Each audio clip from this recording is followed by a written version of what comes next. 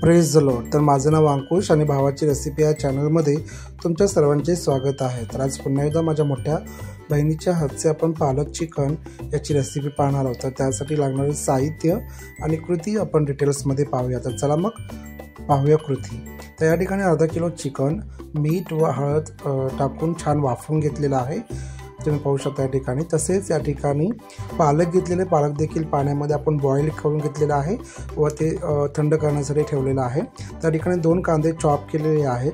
तसेच या ठिकाणी 2 टोमॅटोज आहेत, ते देखील छान बारीक चॉप केलेलं आहे व 7 ते 8 हिरव्या मिरच्या मधून चिरलेला आहे। कढीपत्ता आहे, कस्तुरी मेथी, कोथिंबीर, बेडगी लाल मसाला व घरगुती लाल मसाला या ठिकाणी घेतलेला आहे। तसेच जिरे आणि तसेच चिकन ग्रेव्ही करी मसाला।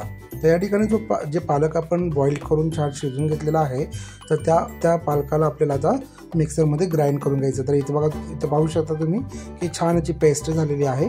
तर एका पातेल्यामध्ये आपण मोहरीचं तेल घेणार आहोत आणि मोहरीचं तेल छान गरम झाल्यानंतरच आपण त्याला फोडणी देणार आहोत। तर या ठिकाणी तेल घेतलेलं आहे आणि हे छान आता गरम झालेलं आहे।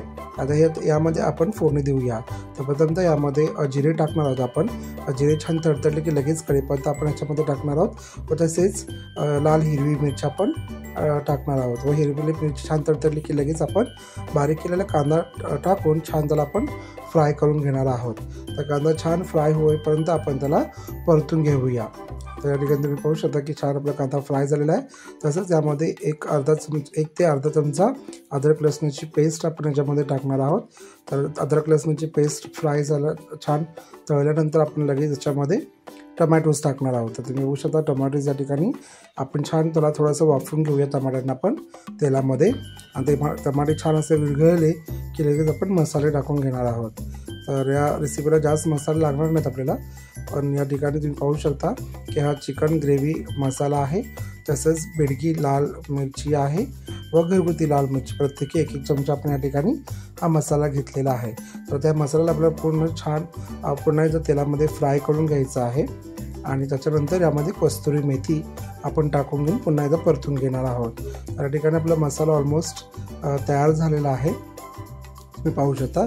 आता जे चिकन आपण वाफवून घेतलं होतं त्यातलं थोडंसं ज्यूस आणि पूर्ण चिकन आपण यामध्ये टाकून घेणार आहोत आणि पुन्हा एकदा आपण छान थोडं वेळ वाफवून घेऊया किंवा शिजवून घेऊया। तर आता यामध्ये आपलं चिकन ऑलमोस्ट शिजलेलं होतं, तर लगेच आपण याच्यामध्ये जी पेस्ट आपण पालक या भाजीची केली होती ती पेस्ट आपण याच्यामध्ये टाकणार आहोत। तर पालकाची क्वांटिटी तुमच्यावरती आहे की तुम्हाला किती पालक पाहिजे। तर या ठिकाणी आपली रेसिपी ऑलमोस्ट झालेली आहे। व कोथिंबीर, आणि आपण कोथिंबीर चिरून टाकणार आहोत जेणेकरून त्याचा जो ग्रीन कलर आहे तो तसाच एकदम छान अजून उठून दिसेल। आणि या ठिकाणी आपण मीठ देखील घालून घेतलं, पण मिठाचं प्रमाण तुम्ही अंदाजे टाका, कारण ऑलरेडी चिकन शिजताना आपण मीठ टाकलेलं आहे आणि पालक या भाजीमध्ये मीठ ऑलरेडी असतं। तर या ठिकाणी आपली भाजी ऑलमोस्ट तयार झालेली आहे।